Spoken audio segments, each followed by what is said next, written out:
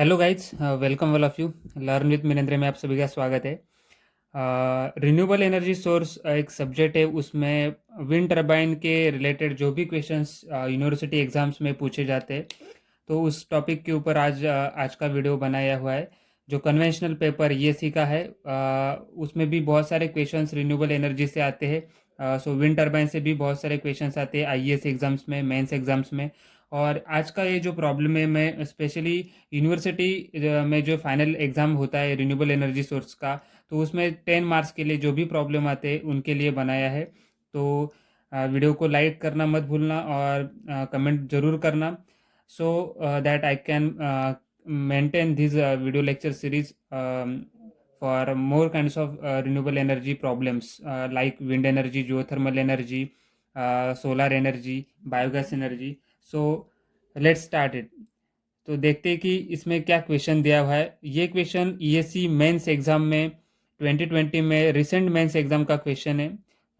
तो देखो, wind is blowing at a speed of 12 metre per second. Okay, so wind speed दिया हुआ है 12 मीटर पर सेकेंड है, इसको हम हाईलाइट कर देते हैं। Okay, it enters a turbine wheel at a standard atmospheric pressure. तो ये टर्बाइन व्हील पे एंटर कर रहा है, कौन से प्रेशर पे एंटर कर रहा है, वहाँ पे दिया हुआ है स्टैंडर्ड एटमॉस्फेरिक प्रेशर। हमें पता है एटमॉस्फेरिक प्रेशर कितना रहता है, 101.325 किलो पास्कल रहता है। ओके, तो ये स्टैंडर्ड एटमॉस्फेरिक कंडीशन है, ये सबको पता होनी चाहिए। 101.325 किलो पास्कल रहता है। हमने फ्लूइड मैकेनिक्स में ये सारी चीज़ें पढ़ी है। ओके, एंड 15 डिग्री सेल्सियस, तो ये टेम्परेचर दिया हुआ है और स्टैंडर्ड एटमॉस्फेरिक प्रेशर बोला गया है। The turbine wheel has cross sectional area of 90 metre square. तो ये जो दिया हुआ है वो cross sectional area of turbine wheels. Okay, तो डायरेक्टली एरिया आपको गिवन है। Determine power of incoming wind. Determine what? Power of incoming wind. तो यहाँ पे आपको पावर निकालनी है इनकमिंग विंड की वजह से जो आ रहा है, वो पावर हमें कैलकुलेट करना है सबसे पहले। उसके बाद यहाँ पे कहा गया है कि theoretical maximum possible power available according to Betz criteria and reasonable attainable turbine power in kilowatt assuming 40% efficiency of the turbine.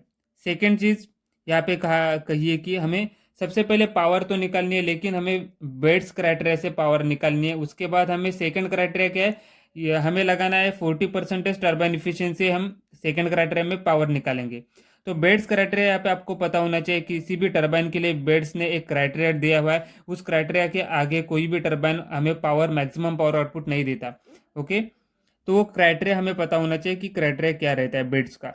Okay, find out the torque if the turbine wheel rotates at 30 RPM. Second चीज हमें यहाँ पे निकालना है कि आपका 30 RPM पे अगर रोटेट कर रहा है टर्बाइन, तो कितना टॉर्क जनरेट होगा, ये हमें फाइंड आउट करना है। Also determine the axial thrust if the turbine were operating at maximum efficiency. तो हमें एक्सियल थ्रस्ट भी फाइंड आउट करना है, कौन से कंडीशन पे? मैक्सिमम इफिशियंसी के कंडीशन पे। लेकिन मैक्सिमम इफिशियंसी हमें कब मिलता है? मैक्सिमम इफिशियंसी हमें बेड्स, जब मैक्सिमम क्राइटेरिया के अनुसार हम जब पावर निकालते हैं बेड्स क्राइटेरिया लगा के, तब हमें मैक्सिमम पावर मिलता है। तो चलो गिवन डेटा लिखते हैं सबसे पहले। तो गिवन डेटा क्या आएगा? इनिशियल वेलोसिटी दिया हुआ है, तो यू से लिखेंगे या फिर वी डिनोट कर सकते हो, वी से लिखो 12 metre per second. Pressure at atmospheric pressure दिया हुआ है 101.325 kilo pascal. Okay, and temperature दिया हुआ आपका 15 degree Celsius, that is nothing but 288 kelvin. Area of that blade दिया हुआ है 90 मीटर स्क्वायर। ये सारी चीजें हमने ऊपर भी लिखी है। तो आपको डेंसिटी ऑफ एयर निकालना पड़ेगा। सो डेंसिटी हमें तब तक फाइंड आउट करना पड़ेगा, क्योंकि हमें पता है कि आउटपुट पावर को हम कैसे रिप्रेजेंट कर लेते हैं। जैसे कि हमें पावर निकालना है, इसको इनपुट 12 मीटर पर सेकेंड के साथ ब्लेड को स्ट्राइक कर रहा है। एयर क्या कर रहा है? विंड टर्बाइन्स के ब्लेड को स्ट्राइक कर रहा है, कितने वेलोसिटी के साथ? 12 मीटर पर सेकेंड के साथ स्ट्राइक करना है, और एटमॉस्फेरिक प्रेशर दिया और टेम्परेचर भी दिया है साथ में। तो अगर हमें पावर निकालना है, इनपुट पावर, तो हम कैसे निकालेंगे कि input power is directly related to the velocity. So power is directly related to cube of the velocity, और उसके लिए हम एक फॉर्मूला यूज कर लेते हैं, तो P is equal to half of, so और उसको हम क्या कहेंगे, input power is equal to half of rho A V cube, where rho is the density of that air, और wind A is the swept area, जो कि पहले से गिवन है 90 मीटर स्क्वायर दिया है, और v is the velocity of that wind, velocity of wind भी गिवन है 12 मीटर पर सेकेंड। लेकिन यहाँ पे एक अननोन पैरामीटर है, वो उस अननोन पैरामीटर को हम क्या कहेंगे, अननोन हमें क्या है, यहाँ पे हमें डेंसिटी नहीं दिया है। तो डेंसिटी बहुत सारे बच्चे क्या कर लेते हैं, अज्यूम कर लेते हैं कि 1.225 kg पर मीटर क्यूब रहेगा। नहीं, डेंसिटी आपको निकालना ही पड़ेगा। डेंसिटी हमेशा 1.225 नहीं रहेगा, डेंसिटी में कम ज़्यादा हो सकता है। ओके, जैसे डेंसिटी हमें निकालना चाहिए, तो डेंसिटी कैसे निकालोगे, तो हमें पता है P V is equal to M R T. Okay, so P is equal to M by V into R T, so M by V is your density, mass by volume is nothing but density, so P is equal to rho R T. Okay, ये expression हम लगाएंगे तो rho is nothing but हमारा P by R T हो जाएगा। तो P हमें पता है, एटमॉस्फेरिक प्रेशर कितना रहता है, 101.325 किलो पास्कल, तो पास्कल में करो, न्यूटन मीटर में करो, पास्कल में किया तो क्या हो जाएगा, 101.325 किलो पास्कल में बनेगा। यहाँ पे देखो ये किलो पास्कल है, तो इसको 10⁻³ से मल्टीप्लाई किया तो आपके पास्कल में मिलेगा। आर का वैल्यू हमें पता है, रेडियस यूनिवर्सल गैस कांस्टेंट रहता है आर, उसका वैल्यू कितना रहता है, गैस कांस्टेंट 287 किलो जूल पर केजी केल्विन रहता है, और टेम्परेचर है 288। तो ये सारी चीज़ें रखेंगे तो उसके बाद आपको डेंसिटी मिलेगा। तो डेंसिटी यहाँ पे मिल रहा है 1.225, और इसको आप ले भी सकते हो 1.23, लेकिन हमें अगर यहाँ पे मिल रहा है 1.225 kg मीटर क्यूब, तो यही लेना चाहिए हमें। ओके, तो डेंसिटी यहाँ पे लेके हमें जो पावर मिल रहा है, तो पावर इनपुट कितना मिल रहा है, 12 मीटर पर सेकेंड के साथ हमें पावर मिल रहा है 95.32 किलोवाट। ये पावर का फॉर्मूला ये आपको लगाना है, power input is equal to half rho A V cube. Okay, ये इस फॉर्मूले से आप इनपुट पावर निकाल सकते हो। ओके, तो लेट्स चेक आगे क्या करना है, देखो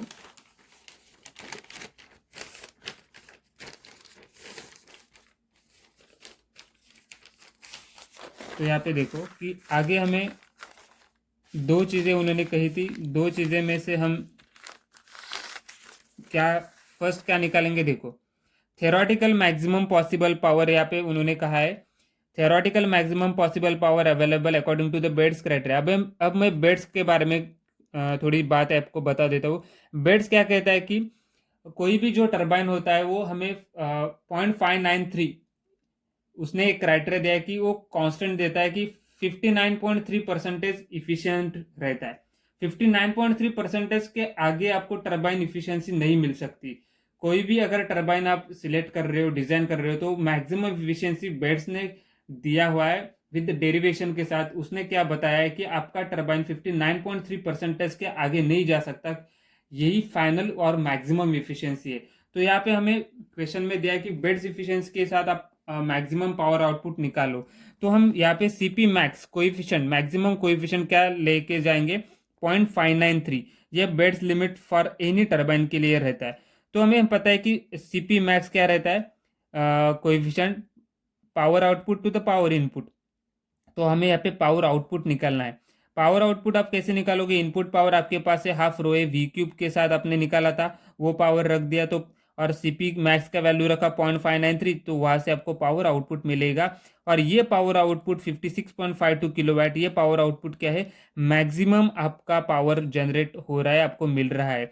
तो मैं बात करूंगा कि 95.32 किलोवाट आपको इनपुट पावर मिल रहा था, तो वहां से जाके बेड्स क्या बता रहा है कि आपको 56 किलोवाट मैक्सिमम पावर आउटपुट मिल रहा है। 95 में से 56 मैक्सिमम मिल रहा है, जो बाकी बचा हुआ है वो क्या हो रहा है, आपका लॉसेस हो रहा है। ओके, तो इस किलोवाट के आगे, 56 के आगे कोई भी टरबाइन आपको जनरेट करके नहीं देगा। अगर आपका 95 किलोवाट इनपुट है तो आपको आउटपुट 56 किलोवाट ही मिलेगा। ये किसने बताया है और क्यों बताया, ये बेड्स ने डिजाइन करके बताया कि बेड्स कहता है कि 0.593 ही इफिशियंसी रहता है सीपी मैक्स। तो वहां से हमें पता लग रहा है कि 95 आ रहा था, तो उसमें से अगर देखा जाए लॉसेज छोड़ा दिया है 0.593 के हिसाब से हमें 56 किलोवाट ही पावर मिलेगा। तो ये सेकेंड हो गया। और उसके बाद उन्होंने कहा था कि अगर हमें टरबाइन का इफिशियंसी वहां पे हम कंसिडर कर लेते हैं, reasonably attainable turbine power in kilowatt find करना है, कब फाइंड करना है उन्होंने बताया है कि आपको अगर टरबाइन का इफिशियंसी 40% इफिशियंसी अगर दिया हुआ है, टरबाइन हमारा 40% इफिशियंसी के साथ काम कर रहा है, वहाँ पे जो भी हो रहा है 60% लॉसेस हो रहे हैं। मतलब क्या होता है, ब्लेड इफिशियंसी रहती है, इलेक्ट्रिकल जनरेटर इफिशियंसी रहती है, ओके, सम स्किन इफिशियंसी रहती है। तो ये सारी चीज़ें मिला के आपको 40% इफिशियंसी दे रहा है टरबाइन। तो अगर हमें टरबाइन इफिशियंसी के साथ पावर निकालना है तो हम क्या करेंगे, तो हम इनपुट पावर कितना आ रहा था, 95 आ रहा था, और अगर टरबाइन का इफिशियंसी दिया हुआ है 40%, तो हम 40% यूज करेंगे यहाँ पे। 0.4 इंटू पावर इनपुट कितना आ रहा था हमें, पहले 95 आ रहा था, half rho A V cube के साथ हमने निकाला था। तो यहाँ पे टरबाइन इफिशियंसी के साथ अगर हम कैलकुलेट करें तो हमें पता लग रहा है कि 38 किलोवाट ही हमें पावर एट आउटपुट मिल रहा है। तो 38 किलोवाट हमें आउटपुट में मिल रहा है, 95 आ रहा था तो 38 मिल रहा है with consideration of turbine efficiency. तो बेट्स क्या कहता है कि बेट्स के अनुसार, बेट्स बोलता है कि 56 तक जाएगा, इसके आगे नहीं जाएगा। तो 95 सबसे इनपुट दे रहे थे, 56 आपको मैक्सिमम मिल सकता है, लेकिन अभी आपको कितना मिल रहा है, 38 ही मिल रहा है। तो ये टरबाइन ऐसे डिजाइन किया जाता है। 38 क्यों मिल रहा है, क्योंकि टरबाइन की इफिशियंसी दिया हुआ है 0.4, और ये 38 आगे कितने तक जा सकता है, 56 तक ही जा सकता है, क्योंकि अगर हमने बेड्स क्राइटेरिया लगाया है, बेड्स की इफिशियंसी के अनुसार हमें 56 ही मिलेगा। ये समझने की कोशिश करनी है आपको, कंफ्यूज नहीं होना इसमें, ओके। तो torque eight maximum efficiency, next चीज उन्होंने कहा है कि हमें टॉर्क भी निकालना है, लेकिन कहाँ पे निकालना है आपको, मैक्सिमम इफिशियंसी जब आपको मिल रहा है तब आपको टॉर्क निकालना है। अब मैक्सिमम इफिशियंसी आप कहाँ पे मिलता है, जहाँ पे बेड्स क्राइटेरिया हम लगा लेते हैं। तो बेड्स क्राइटेरिया हमने लगाया तब तब हमें पावर कितना मिल रहा था, तब हमें पावर ये मिल रहा था 56। तो 56 किलोवाट के लिए हमें टॉर्क निकालना होगा, ये समझने की कोशिश करो, ओके। तो 56 किलोवाट के लिए हमें टॉर्क निकालना है, तो हमें पता है पावर का formula torque into omega. Yes, ये सभी को पता रहता है, power is equal to T into omega रहता है। और रोटेशनल स्पीड आपको 30 आरपीएम दिया है, तो ओमेगा इज इक्वल टू 2 पाई/60 से हमने ओमेगा फाइंड आउट किया, 3.14 रेडियंस पर सेकेंड में आएगा, पाई ही बचेगा, ओके। तो यहाँ से आपको 3.14 ओमेगा मिलेगा रेडियंस पर सेकेंड में। तो टॉर्क आपको निकालना है, तो पावर डिवाइड बाय ओमेगा करो। पावर क्या रखना है आपको, जब आपका मैक्सिमम इफिशियंसी रहेगा, मैक्सिमम इफिशियंसी बेड्स जब रहता है तब रहता है, तो बेड्स के अनुसार में पावर कितना मिला था, पावर 56 मिला था। तो पावर रखो यहाँ पे 56 डिवाइड बाय ओमेगा, तो आपको टॉर्क मिलेगा। तो टॉर्क हमें ये किलो न्यूटन मीटर में मिल रहा है, क्योंकि हमने पावर किलो न्यूटन में रखा था, तो टॉर्क आपको किलो न्यूटन मीटर में मिलेगा। तो यहाँ पे torque near about 18 kilo newton metre आ जाएगा। उसके बाद एक्सियल थ्रस्ट कहाँ निकालना है, तो ये सारी पैरामीटर्स आपको निकालने पड़ते हैं। तो 10 मार्क्स के लिए रहता है, फिर 12 मार्क्स के लिए रहता है। तो एक्सियल थ्रस्ट यानी कि फोर्स, थ्रस्ट यानी कि आपका क्या रहता है, फोर्स रहता है। तो एक्सियल थ्रस्ट कैसे निकालोगे, एफ ए। इसके लिए डेरिवेशन में आपको एक फॉर्मूला मिलेगा, 8/9 into F axial max, okay. तो 8/9 इंटू, अगर फोर्स हमें निकालना होता है तो half rho A V cube V square करते हैं हम, okay. Half rho A V square, इसका अगर अपने unit kg per metre cube, इसका मीटर स्क्वेयर, और इसका मीटर पर सेकंड का स्क्वेयर, अगर इसका यूनिट फाइंड आउट कर लिया तो आपको न्यूटन मिलेगा। तो फोर्स मैक्स कैसे लिखते, half into rho A V square, okay. तो इसका एफ मैक्स को हम half into rho A V square लिखते। और ये एक्सेल थ्रस्ट में ये जो कांस्टेंट पैरामीटर आता है, ये डेरिवेशन में आपको दिखेगा। तो अगर आपने डेरिवेशन किया है, बेड्स लिमिट्स का डेरिवेशन किया है, 0.593% मैक्सिमम रहता है, ये डेरिवेशन भी पूछा जाता है। तो ये क्या है, तो ये टर्म आपको वहाँ पे दिखाई दे रहा होगा कि axial thrust 8/9 times F max रहता है, एफ मैक्स रख दिया।